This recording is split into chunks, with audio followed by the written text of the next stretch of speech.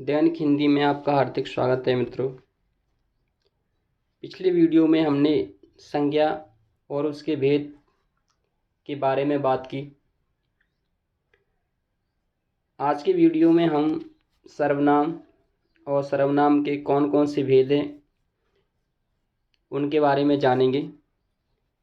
तो देखते हैं। सर्वनाम शब्द सर्व प्लस नाम इन दो शब्द खंडों से मिलकर बना है। सर्व का अर्थ है सबका या सबकी या समस्त, और नाम का अर्थ है संज्ञा। आगे है कि संज्ञा के प्रतिनिधि चिन्ह हैं सर्वनाम। सर्वनाम विकारी शब्द है जिसमें वचन और कारक के द्वारा परिवर्तन होता है। और है आगे कि समस्त संज्ञाओं के बदले प्रयुक्त शब्द जो संज्ञा के प्रतिनिधि चिन्ह के रूप में प्रयुक्त होता है या संज्ञाओं के स्थान पर प्रयुक्त शब्द सर्वनाम कहलाते हैं। आगे हिंदी भाषा में कर्तृपद के रूप में यानी वाच्य में कर्ता का कार्य करने वाले दो ही पद हैं, पहला संज्ञा पद और दूसरा सर्वनाम पद। जैसे आनंदा खेल रही है। आनंदा व्यक्तिवाचक संज्ञा पद है एवं वह जा रहा है तो वह सर्वनाम कर्ता पद है। तो यहाँ देखा हमने कि सर्वनाम का अर्थ है सबका नाम और ये संज्ञा के प्रतिनिधि चिन्ह हैं। सर्वनाम विकारी शब्द है, जो परिवर्तन होता है वह वचन और कारक के द्वारा। और हिंदी भाषा में कर्तृपद के रूप में दो ही पद कर्ता का काम करते हैं, इसमें पहला संज्ञा पद और दूसरा सर्वनाम पद। अब हम इन दोनों पदों में अंतर देखेंगे। पहले संज्ञा। संज्ञा से हमें उसी पदार्थ का बोध होता है जिसका वह नाम है। यहाँ पर ये माँ नहीं है, ये माँ गलत है।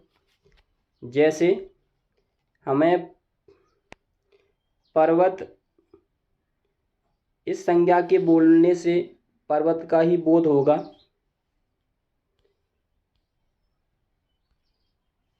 घोड़ा संज्ञा पद घोड़े का ही बोध कराएगा। मोहन से मोहन का बोध होगा। मानव से मानव का ही बोध होगा। तो संज्ञा में जिस नाम को बोला जाता है उससे उसी नाम का बोध होता है। अब हम सर्वनाम पद को देखते हैं। सर्वनाम शब्द से पूर्वापर संबंध से इस संसार के किसी भी पदार्थ का बोध हो सकता है।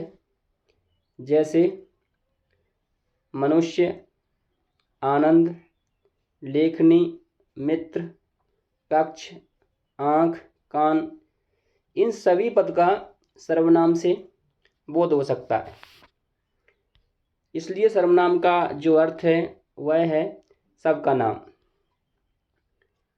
आगे देखते हैं कि हिंदी में मूल सर्वनाम 11 हैं, जो इस प्रकार से हैं। जैसे मैं, तू, आप, यह, वह, जो, सो, कोई, कुछ, कौन और ये क्या। ये 11 सर्वनाम हैं, लेकिन वाक्य में इनके प्रयोग एवं संदर्भ के आधार पर इन्हें 6 भागों में विभाजित किया गया है। जिसमें पहला है पुरुषवाचक सर्वनाम। और पुरुषवाचक सर्वनाम को 3 भागों में विभाजित किया गया है, जिसमें पहला उत्तम पुरुष, दूसरा मध्यम पुरुष और तीसरा अन्य या प्रथम पुरुष है। उत्तम पुरुष बात करने वाला, जैसे मैं और हम। मध्यम पुरुष में जिससे बात की जाए, तू और तुम। अन्य प्रथम पुरुष में जिसके बारे में बात की जाए, जैसे यह, वह, ये, वे, वो। तो ये पुरुषवाचक सर्वनाम हैं और पुरुषवाचक सर्वनाम के 3 भेद हैं। दूसरा सर्वनाम है निश्चयवाचक सर्वनाम। निश्चयवाचक सर्वनाम में यह, वह, ये, वे और वो। तीसरा अनिश्चयवाचक, कोई, कुछ। निजवाचक, आप। प्रश्नवाचक, कौन, क्या। संबंधवाचक में जो और सो। तो ये 6 सर्वनाम हैं। जब भी परीक्षा में सवाल बनते हैं तो इन्हीं 6 सर्वनामों में से पूछे जाते हैं। तो इन सर्वनामों को ध्यान में रखना है। अब यहाँ पर कुछ ध्यान देने वाली बात है विशेष में कि उत्तम और मध्यम पुरुष प्रधान पुरुष है। जब अभी हमने व्यक्तिवाचक सर्वनाम की बात की, और व्यक्तिवाचक सर्वनाम में 3 पुरुष हैं, उत्तम पुरुष, मध्यम पुरुष और अन्य पुरुष। तो जिसमें उत्तम पुरुष और जो मध्यम पुरुष है प्रधान है, जो अन्य पुरुष है वह गौड़ पुरुष है। अब सर्वनाम का प्रयोग किया जाता है तो उनका वाक्य में क्रम क्या रहता है? तो वाक्य के आधार पर सर्वनाम का क्रम में तुम पहले मध्यम पुरुष, उसके बाद में वह अन्य पुरुष और फिर मैं उत्तम पुरुष आता है। तो ये क्रम रहेगा। जब एक वाक्य में 1 या 2 से अधिक सर्वनाम प्रयोग किए जाएंगे तो उनका क्रम पहले मध्यम पुरुष, फिर अन्य पुरुष और उसके बाद में उत्तम पुरुष आता है। अब ये पुरुष सर्वनाम हैं, इनका प्रयोग हम एक वचन और बहुवचन में कैसे अंतर करेंगे? इनमें कौन सा सर्वनाम एक वचन है और कौन सा बहुवचन है? तो इसमें यह सर्वनाम ये एक वचन है और इसका बहुवचन होता है ये। वह एक वचन है और वे बहुवचन। मैं एक वचन है और हम लोग या हम सब ये बहुवचन है। तो मैं का बहुवचन हमेशा हम या हम लोग या हम सब बनता है। और ये तू शब्द है बहुत ही महत्वपूर्ण है, क्योंकि अभी तक हम जो पढ़ते आए हैं तो हम तू और तुम शब्द पढ़ते हैं, उसे बहुवचन में गिन लेते हैं। लेकिन तू शब्द तो एक वचन है और तुम लोग, तुम या तुम सब, तो ये बहुवचन है। आगे है सर्वनाम शब्दों की कारकीय रूप संरचना। सर्वनाम शब्दों में जो कारक होते हैं उसकी संरचना कैसे की जाती है? तो सबसे पहले हमें ये ध्यान रखना है कि हिंदी में जो कारक हैं वो 8 हैं। अब कारक की संरचना कौन सी है देखते हैं। तो यहाँ पर हमने ये सर्वनाम शब्दों की कारक की रूप संरचना को हमने अलग अलग पहले इसका विभाजन कर लेते हैं। पहला है सर्वनाम में, दूसरा कारक रूप, तीसरा है परिणामवाचक और चौथा गुणवाचक। इनको अब हम समझते हैं। जैसे यह सर्वनाम है और इसका कारक रूप इस, और इसका परिणामवाचक में इतना, इतनी, इतने, और गुणवाचक में ऐसा, ऐसी, ऐसे। ऐसे ही वह सर्वनाम का कारक रूप उस और इसका परिणामवाचक उतना, उतनी, उतने। गुणवाचक में वैसा, वैसी, वैसे। अगला है जो। जो का कार्य रूप है जिस, जिसका जितना, जितनी, जितने। गुणवाचक में जैसा, जैसी, जैसे। अगला सर्वनाम है सो, और सो का कार्य रूप होता है तिस। इसका परिणाम है, ये परिणामवाचक में है तितना, तितनी, तितने। और गुणवाचक में तैसा, तैसी, तैसे। और अगला है कौन, सर्वनाम, और इसका होता है किस, फिर कितना, कितनी, कितने। और गुणवाचक में कैसा, कैसी और कैसे। तो ये सर्वनाम के कारकी रूप हैं, और ये जितने भी सर्वनाम हैं ये सब अन्य पुरुष में आते हैं। अब हम सर्वनाम जो उत्तम पुरुष में हैं उसके कारक रूप देखते हैं। तो जिसमें मैं सर्वनाम है, ये एक वचन में, और मैं का बहुवचन हम लोग या हम सब होता है। तो सबसे पहले कर्ता में, कर्ता में मैं या मैंने, और कर्ता में इसका जो बहुवचन बनेगा हम या हमने। तो जब हम कारक पढ़ते हैं तो कारक में ने विभक्ति आती हैगी, तो इसमें मैं में ने लगी है, ने विभक्ति जुड़ी है तो मैंने, और हम में ने जुड़ी हैगी तो हमने। तो अगला है कर्म कारक में। तो कर्म कारक में मैं इसमें मुझे, मुझको। तो कर्म की जो विभक्ति है वो को है, और इसका बहुवचन होता है हमें, हमको। तो यहाँ पर ये को है, ये विभक्ति है। तीसरा है करण। करण में मुझसे या मेरे द्वारा। तो इसमें जो से और मेरे द्वारा ये शब्द है ये विभक्ति है, और ये एक वचन में आएंगे। इसका बहुवचन होगा हमारे द्वारा।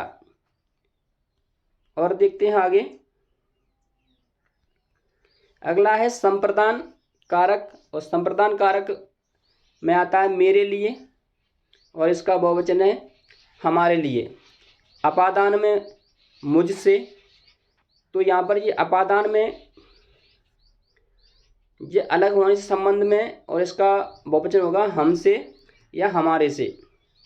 संबंध में मेरा, मेरी, मेरे, और इसका बहुवचन है हमारा, हमारी, हमारे। अधिकरण में मुझ में, मुझ पर, इसका बहुवचन है हम में, हम पर। तो इसमें हमने जो उत्तम पुरुष में मैं है और उसका बहुवचन बनता है, तो कारक के आधार पर हमने इसको देखा कि कैसे विभक्ति चिन्ह लगने से एक वचन से बहुवचन में परिवर्तन होता है। अब हम दूसरा देखते हैं। मध्यम पुरुष में आते हैं तू। एक तो तू है, ये समीपस्थ लोगों के लिए बोला जाता है। जो भी हमारे घनिष्ठ प्रिय होते हैं उनसे हम तू करके बात करते हैं। और इसका ही होता है बहुवचन तुम, या तुम लोग, या तुम सब। तो ये तू का बहुवचन है। तो इसे भी हम देखते हैं कि तू शब्द का बहुवचन बनता है तो उसमें कौन कौन सी विभक्ति लगी होती हैं। तो जो कारक हैं, कारक में 8 विभक्ति हैं। तो इसमें से जो संबोधन कारक है, संबोधन कारक और कर्ता कारक विभक्ति ने होती है कि, तो इसलिए इसमें 7 कारक लिए जा रहेंगे और उनसे बहुवचन बना रहेंगे। जैसे पहला है तू, और तू में ने विभक्ति जोड़ने से तूने। तो ये तूने शब्द है, तो यहाँ पर ने जो कर्ता में आती, कर्ता ने विभक्ति लगी हुई है, और तू का बहुवचन बना तुम, और ने जुड़ने से तुमने। दूसरा है तुझे, और इसका बहुवचन तुम्हें, तुझे और तुझको। तो यहाँ पर ये कर्म कारक विभक्ति जुड़ी हुई, कर्म कारक विभक्ति है इसमें। तीसरा है तुझसे या तुम्हारे, द्वारा,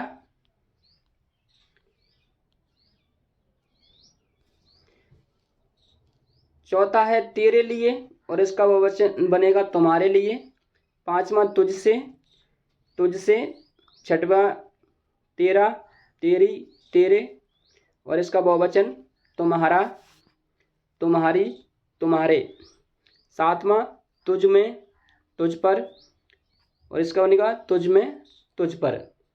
तो जो तू सर्वनाम है जो मध्यम पुरुष में आता है, तो तू का हमने देखा कि तू का एक वचन से बहुवचन कैसे बनता है, और इसमें जो हमने नंबर डाले हैं 1 से लेकर 7 तक, तो यहाँ पर ये कारक चिन्ह है, जैसे 1 नंबर पे कर्ता, 2 पे कर्म, 3 नंबर पे कर्ण, 4 पे संप्रदान, 5 पे अपादान, 6 पे संबंध और 7 पे अधिकरण। तो ये कारक चिन्ह है और कारक नाम है, और यहाँ पर इसमें जो विभक्ति जुड़ी हैंगी ने, को, द्वारा, ये कारक विभक्ति चिन्ह लगे हुए हैं। तो इस तरह से हमने जो तू शब्द था इसके रूप देखे, एक वचन से बहुवचन और इसमें कौन सी विभक्ति जुड़ी हुई हैं, तो हमने 1 से लेकर के 7 तक कारक के विभक्ति चिन्हों को देखा। अब हम आगे देखते हैं। आगे है यह, और यह का जो रूप बनते हैं वो इस नाम से बनते हैं। यह नाम से एक वचन से बहुवचन नहीं बनते हैं।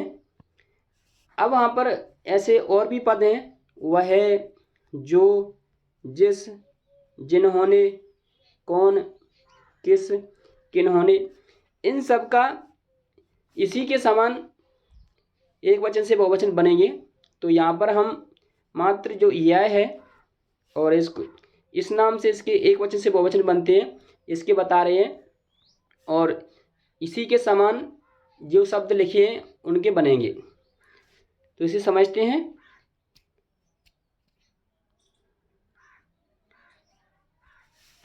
यह, तो यह को इस भी कहते हैं, तो इसमें ने जुड़ने से इसने और इसका बहुवचन बनेगा इन्होंने। दूसरा है कर्म, तो कर्म में इसे या इसको, तो कर्म की जो चिन्ह कारक जो विभक्ति चिन्ह है को है और इसका बहुवचन बनेगा इन्हें या इनको। तीसरा में यहाँ पे इससे या इसके द्वारा, तो यहाँ पर से और के द्वारा ये विभक्ति चिन्ह है और इसका बहुवचन बनता है इनसे या इनके द्वारा। चौथा है इसके लिए और इसका बहुवचन इनके लिए। पांचवें में इससे और इसका बहुवचन है इनसे।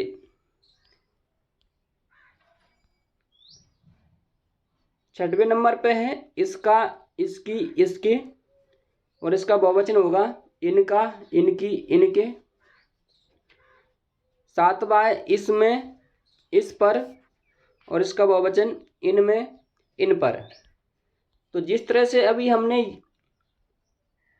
इसके रूप देखे, तो ऐसे ही और जो शब्द हैं उनको हम बना लेंगे, जैसे वह, जो, जिस, जिन्होंने, कौन, किस, किन्होंने। तो उन सभी के रूप इसके समान बनेंगे। आगे देखते हैं।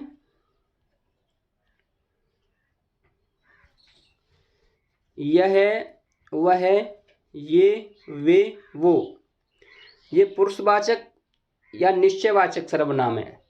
इनको पुरुषवाचक में भी गिना जाता है और निश्चयवाचक में भी।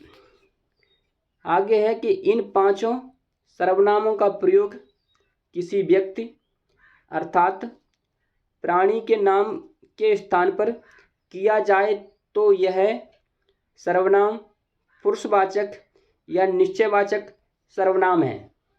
अब ये पांचों सर्वनाम को हमें ध्यान में रखना है। यदि किसी व्यक्ति के नाम पर हम इसका प्रयोग करेंगे तो वहाँ पर या तो सर्वनाम पुरुषवाचक होगा या फिर वह निश्चयवाचक। जैसे वह ईमानदार है, तो यहाँ पर ये वह सर्वनाम है, तो यहाँ पर ये वह पुरुषवाचक है। और है वह मेरा भाई है, तो यहाँ पर भी वह निश्चयवाचक में है। अब यहाँ पर एक वाक्य है कि वह घर मेरा है, तो यहाँ पर वह पुरुषवाचक नहीं है और ना ही निश्चयवाचक है। यहाँ पर ये सार्वनामिक है। और यह मेरा घर है, तो यहाँ पर ये निश्चयवाचक है। अब यह और वह में अंतर समझने के लिए हमें ध्यान रखना है, यह एक वचन है और इसका बहुवचन होता है ये, और इसका प्रयोग हम समीपस्थ के लिए करते हैं। ऐसे ही वह एक वचन है और इसका बहुवचन वे या वो है, और इसका प्रयोग हम दूरस्थ या दूर के लिए करते हैं। और ध्यान रखना कि ये से विभक्ति चिन्ह है, इसका प्रयोग हम जब वाच्य पढ़ेंगे तो भाववाच्य में किया जाता है, और के द्वारा का प्रयोग हम कर्मवाच्य में करते हैं। आज की वीडियो में हमने सर्वनाम की परिभाषा और सर्वनाम के कौन कौन से गुण हैं तथा उनके भेदों के बारे में बात की, और ये समझाने का प्रयास किया कि कैसे जो सर्वनाम है इनको एक वचन से बहुवचन में बदला जाता है, वहाँ पर कौन सी विभक्ति चिन्ह का प्रयोग होता है। उम्मीद करते हैं आपको समझ में आया होगा। अब हम मिलते हैं आपको एक नए वीडियो के साथ। तब तक के लिए जय हिंद, वंदे मातरम।